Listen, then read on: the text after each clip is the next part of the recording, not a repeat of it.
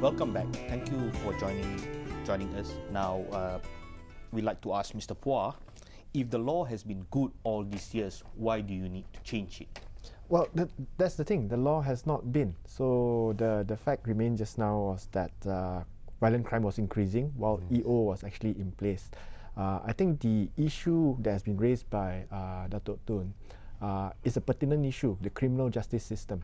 And I think we should not try to implement laws on an ad hoc basis just to catch criminals because of weaknesses in the criminal justice system. We should repair where the root problems are, and one of them is obviously the criminal justice system. As he said, perhaps takes 3 years to convict a criminal, but at the same time, we need to look at the resources within the police force. So, Datuk, would you agree that we have been wrong in repelling the EO?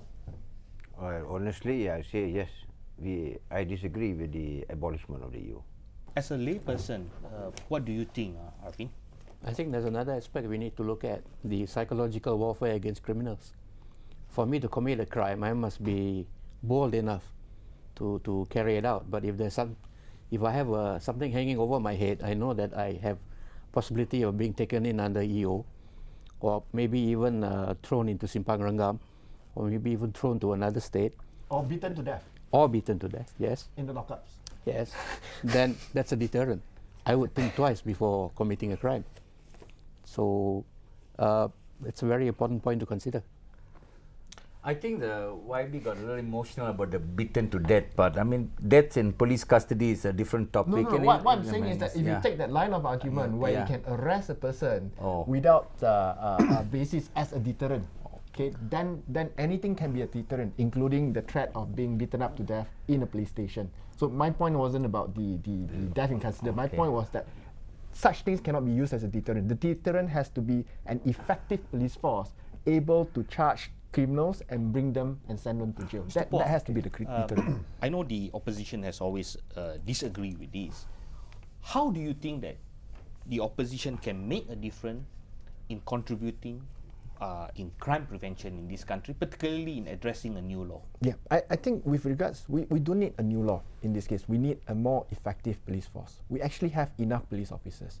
And the Tun Zaidin Royal Commission of Inquiry have actually stated very clearly there's misallocation of resources within the police force. They have asked for 22,000 police officers from non-crime related departments to be shifted to CID department, Crime Investigation Department, which currently only stands at 9% of the entire police force. There's 9% of the police force in special branch looking after people like me. So there's 31% in FRU, Light Strike Force, General Operations Force. So more is needed to be spent on the criminal investigation. Datuk, what do you think? Okay, I think the perspective of looking at the distribution of the manpower as to that one depends on the IGP. Operational purposes, right? But in respect of EO, we are coming back to the EO. The EO actually is good law, but any abuse, I for one, if any abuse, go for them. The abuser, whether you misuse it, what do you call? We have been charging our own officers also for abusing, right? But the law is good because we have to protect the witnesses who are afraid. I can tell you, they have been slashed. They've been tortured, but then they are very afraid to come up to testify in court. I've seen them without ears, without hands. They've been tortured. But when I went to Sarawak at one time for Op Chantas Kenyalang. They came forward to me, right? So we managed to get rid of all the kingpins and the bad head, the gangsters there. So should we bring back the law? I believe yes, with the amendment. Yes. In my view, a similar law, but it has to be dealt with by an independent body. The final say does not come from the Minister of Home Affairs. It should come from this body if we do have a similar law.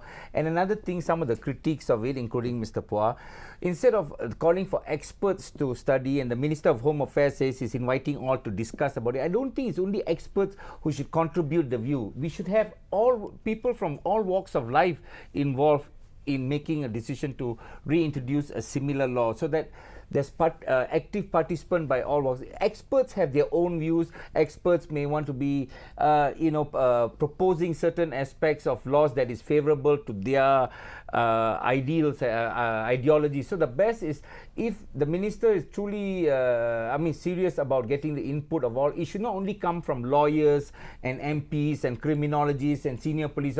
It should be a school teacher, it should be a journalist, it should be a retired clerk who has listened to the views of different people regarding their views on introducing a law that will be similar to the EO. Dave, as a layman, compare, running the site, do you think what Professor Sundram says makes sense, that everybody should contribute? I agree. I've got 5,000 opinions on MARAH.